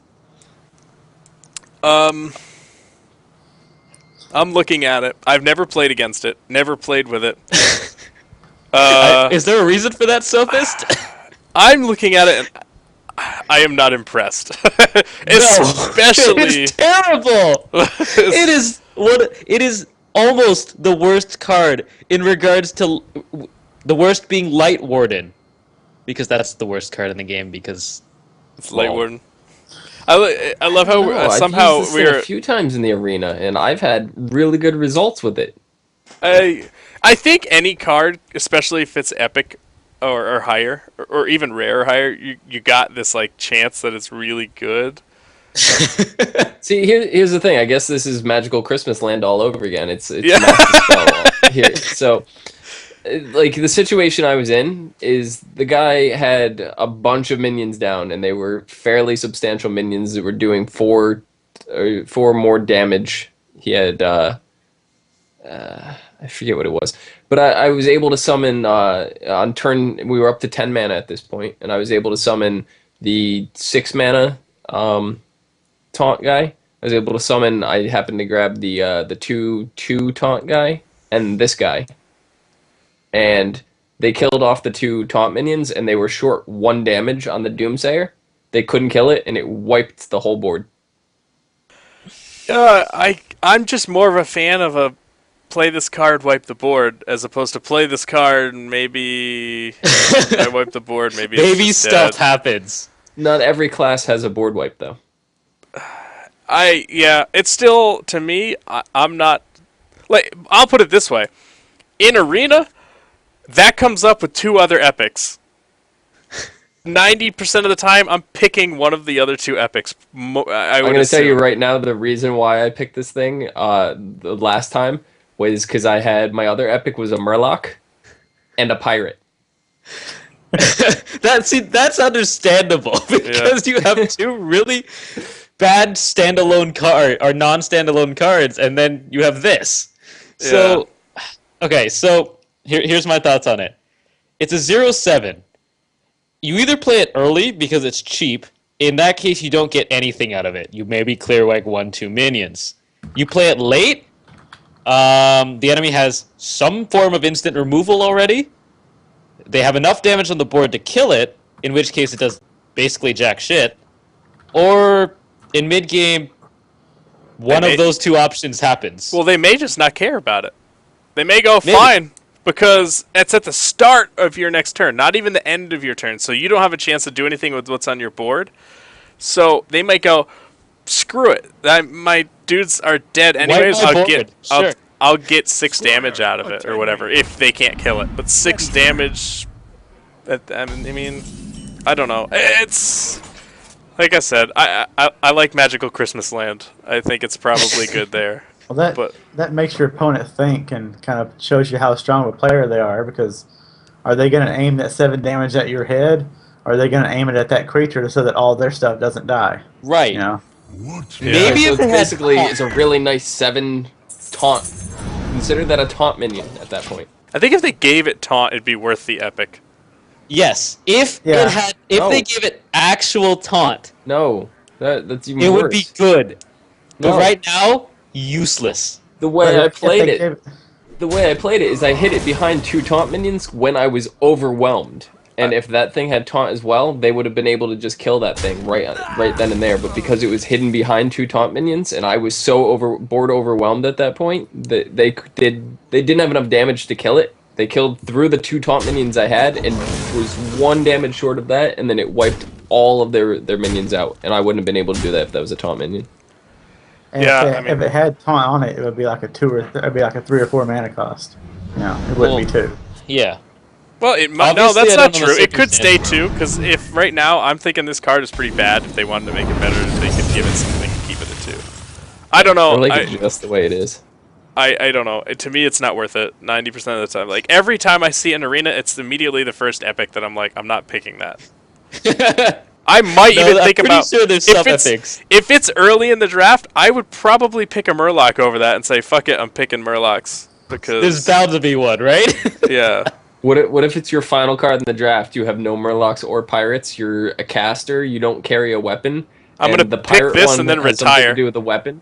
Magical Christmas You land. were just like laying on the circumstances. Yeah, I don't know. Oh my. Well, that's the last scenario that I had it in. So I'm saying, would you have picked it in that case? It was your Maybe. last draw. I wouldn't have Sure. liked it. Yeah, I would have not liked it. Sure. In that but situation. Yeah. It's just there's never The a reason time- why I have so much love for this card is I ended up winning that particular game that I would have lost Yeah. otherwise. I think that's typically that can be a trap. That's a thing in Magic as well, where you're like, Oh, man, but yeah. I played this card once and it was fucking awesome, and then you pick it 6 or 7 more times and you're like, God, I swear this card is sweet. I don't know. It could be really good. Maybe I'm wrong. I don't think so. I don't. I but- love Christmas. I love 'Cause, Christmas okay, too. think about it. What kind of deck could you build around this? Obviously, there's the taunt heavy deck, Yeah. but then again, even in your case, Ista, like obviously I don't know the circumstances, but that's a case of your opponent overextending like crazy. Right. Yeah. Oh, Like, you know what they could do to make this card really good, worth the epic? Destroy all your enemies' minions. okay, now we're talking. Now it's amazing. I'll pay 3 mana for that for an epic. Hell yeah. Yeah, I would. Yes, Because then it would absolutely. be even better in that taunt deck. Because then your dudes are still alive, and you're doing what you need to do. Yeah. Doomsayer, man. I don't know. You scare me. What does he scream when you drop him? He screams something He ridiculous. says, I I don't love know. Christmas Land! And then he lands on the board. Like He the only screams thing. something. It's the end of everything. Or something I ridiculous. guess you could drop it on turn 2, For and then lols? just make it so that he can't play a minion. For- But For lols? Yeah. it's so situational. You can't do anything with it. I would love to drop him on turn 2 and just be like, ha ha ha! Take What that! you gonna do? Best 2-drop ever! Oh, God. man. I like how during that whole segment the chat room just was completely nothing about Hearthstone. It was like No, it's all about Norway and basketball Canadians, and sports, work and visas. now it's Something about about getting a selling job in ass the to get US to and- Montreal, and someone wants a Sparkle Pony card. Yeah. I really like our Crack a Packs segment, so it's staying. I do Yeah. Screw you. Get some Chat. nice It's fun. It's just funny how the chat was just completely non-connected, you know. We get some Oh, nice so heated good. discussion in completely other directions. It's very, very rare that we're all in agreement on the entire Crack-a-Pack. It's I very think rare. Sophus and I had agreement for most of it. It's very rare that Twitch, our chat, is on the same topic as our show. That's the same with everything. man. Okay, so let's say that's a standard Magic draft. Which one of those 5 cards would you first pick? Which one? Oh, that's a good Ooh. question. I gotta open them up because I don't remember what they were. He would obviously pick the Doomsayer. Right? Well, it's a little weird, being that some of them are like class restricted. Right. Assume it's not class restricted. That's how the Magic trading card game worked. There still was class cards, but you drafted it just like you draft Magic. So Yeah. Idea. I would take. Okay. I think Starfall. Wait, hold on 1 second. Oh, Here's an idea. Every week we do this, we'll create a personal deck for us. I don't know, because I'll be stuck in Druid land right now. I'd have to be Druids. That's It'd be Druid weird. land. Magical Druid No, land. okay. I'm taking Starfall. That's my pick out of this. I like where Squishy's going with that though. That might be something. Something like that. We'll have to think about it. But Yeah. the Sophus takes Starfall. Zista, Starfall's gone. What would you pick? Oh, I'm next. Yep, Starfall's gone. He's He's gonna taking take Doomsayer. Doomsayer, watch. Squishy, you're up. No. Whoa! Hold on. I didn't say that's my first pick. I just It's an said a epic, good dude. card. Hold on. I gotta see all the cards. All right. What did you pick? I picked Starfall. But see, now you see Druid still. You think Druid's open, so I see head I'm taking games. Fork Lightning. Fork Lightning? Squirrel? Squirrel, what you got? I don't even remember what 5 cards they were. Naturalize, which is destroy a minion your opponent draws 2 cards. Mass Dispel, silence all enemy minions, or Doomsayer. And Borse. I'd pick the Naturalize. All right, Squishy. Mass Dispel or Doomsayer? I would take Dooms. I probably actually would take Doomsayer. Oh no! Server connection failed. The remote host closed the connection.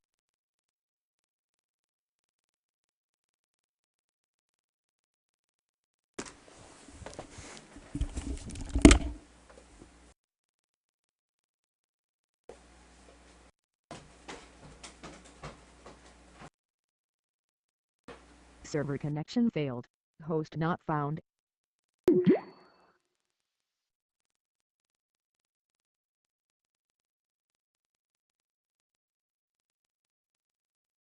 Server connection failed. Host not found.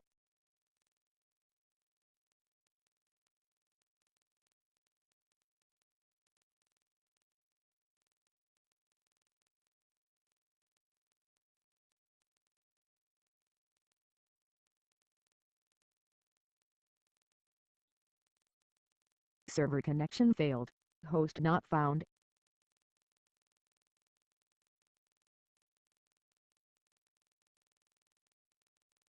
Connected.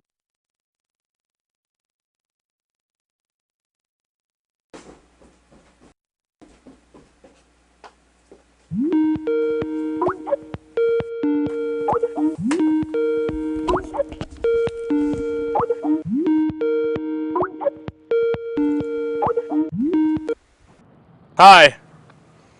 Hello. Yeah. Sorry, I picked Doomsayer and blew up the podcast. You did. That's what happened. You shut all the power went out in the house.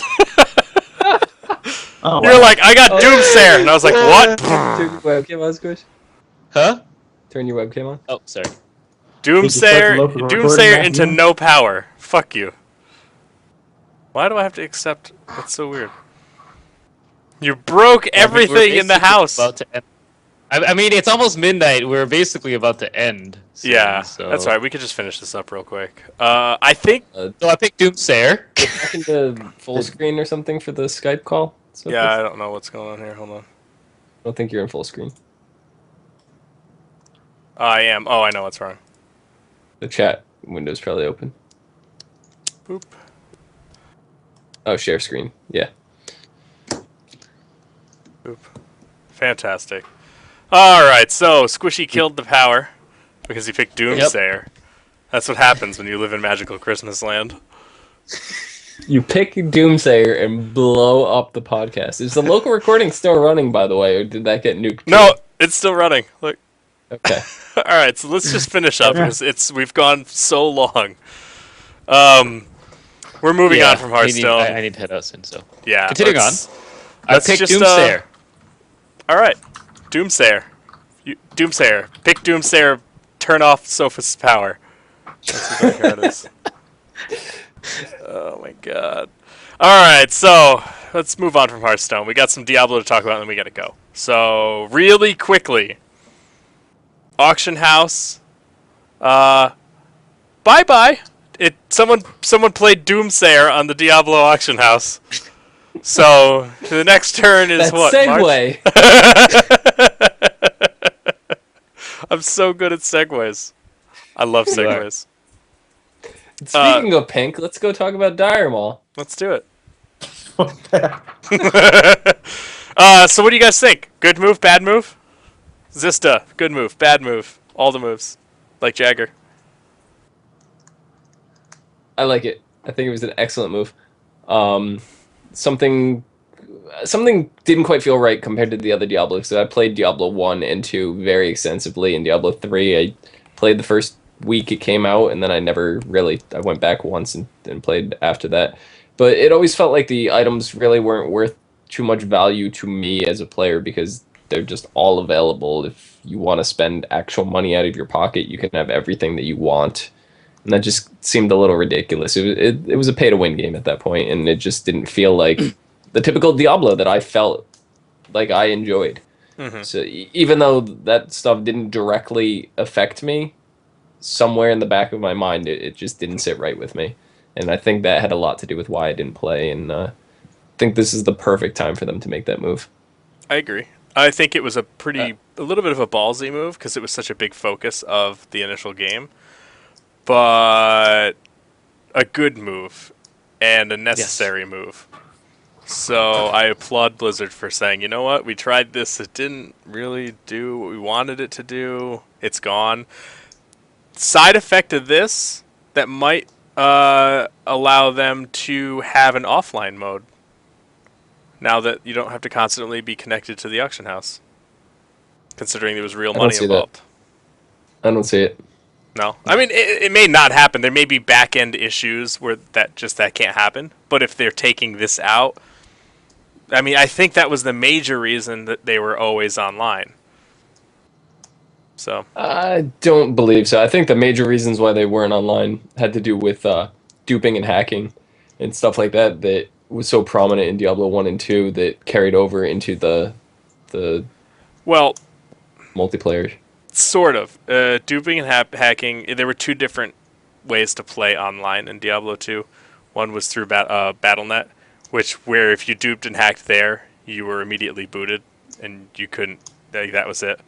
But some of the information was stored locally, and if you went offline and modified some of it, there were workarounds that didn't get by the system checks. Okay. I don't know. So good move all around, I think. I think so. For everybody. I like it. It was nice to make some money though from it. Oh yeah, did you? I did recently, actually. It's one of the recent things that I did. That's cool. I just think it's a bit odd to wait until like 6 months from now to turn it off instead of Just now. doing it. Yeah. Yeah. It's aside like, from we're that, gonna turn this off. yeah, and then just be like, hey, way down the line there, we're gonna maybe it's just back end stuff they have to take but care it's gonna of. be like 6 months from now. Yeah, Because we're gonna have to release this expansion, but we're not gonna tell you the expansion release date. But yeah, it's gonna be sometime in the future. But we're gonna put this definite date on this feature that you really want now. But yeah, it does seem a It's little because odd. some people don't want it now, to be perfectly honest. Right? Mhm. Some people like making big bucks off the real money auction house. Yeah, and it gives them some So time. So they look, do, you got they do 6 have to months make with that, this. unfortunately. Yeah. Yep.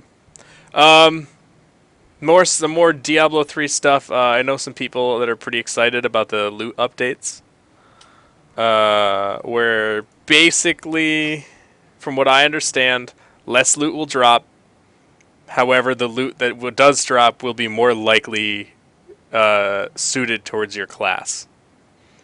As well as a Mystic, which is going to be a new NPC in-game that allows you to re-roll one specific stat on an item into something else. Oh, wow. Yep. It's actually more legendaries. I thought they said you're gonna get more legendaries, more overall legendaries, more overall rares or yellows, and they're gonna be more tailored to your class. So it's an element of both. Well, I Yeah, also you're heard right. that You're right. when you first level your first playthrough with a character, when it hits certain areas in the story mode, it will drop a legendary for that very first kill, and then all subsequent ones will just be a chance. But Yes. all your characters straight across the board have a chance or have a guaranteed legendary on their first kill. So I'm assuming those ones are going to be the class tailored legendaries.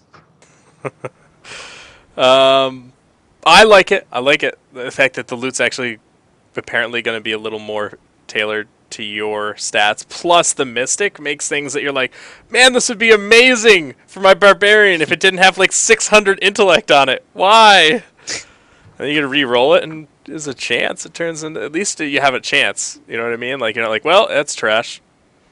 So I don't know. Good changes, I think. I think they've learned a lot from the original release. I hope maybe, fingers crossed, they decide to actually worry about implementing a PvP system into this. Yeah.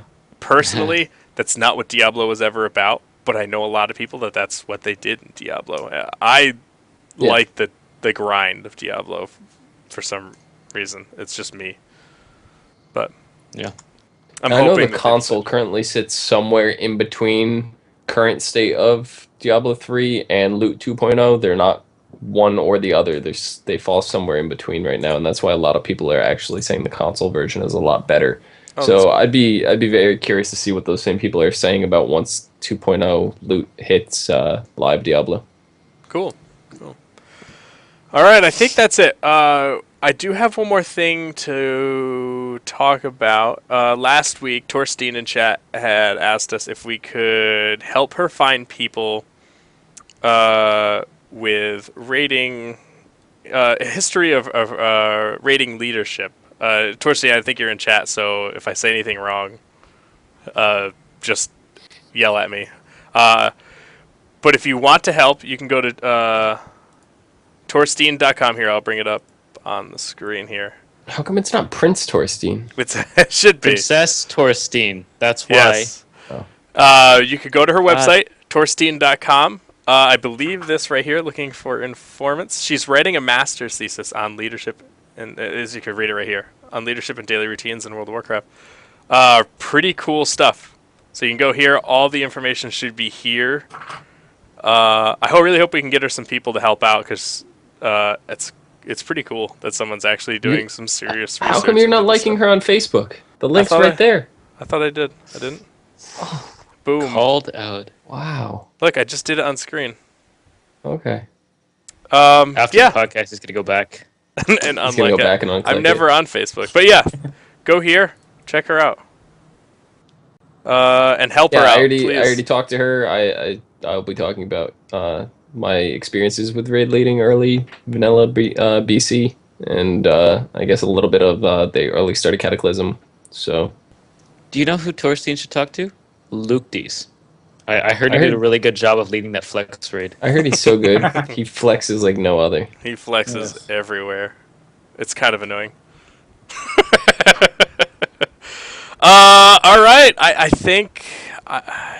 Is there anything else you guys got?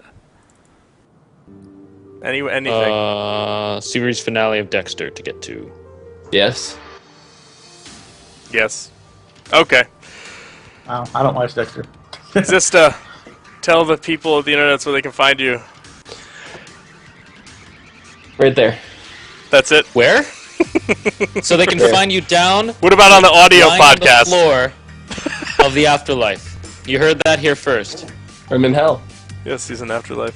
What about for the audio podcast? Oh, for the people listen to it? They love our That's the voices, thing, yeah. don't they? Yeah, Zista _ Twitter, Twitch.tv/Zista, Facebook/Zista, YouTube/Dead Zista. Yes. Is there a theme there? Lots of Dead sisters all the and time. dead things. Squishy, where can people find you at? Nowhere. I'm hiding. Don't find him. You don't see me right now. Nope. Don't see me. Okay. You can find me at Squishy down below. Twitch, YouTube at a MR in front of that, and Twitter as you see below. Sweet. Squirrel, where can the people find you at? Twitter is at SquirrelyDecker or SquirrelyDecker.com.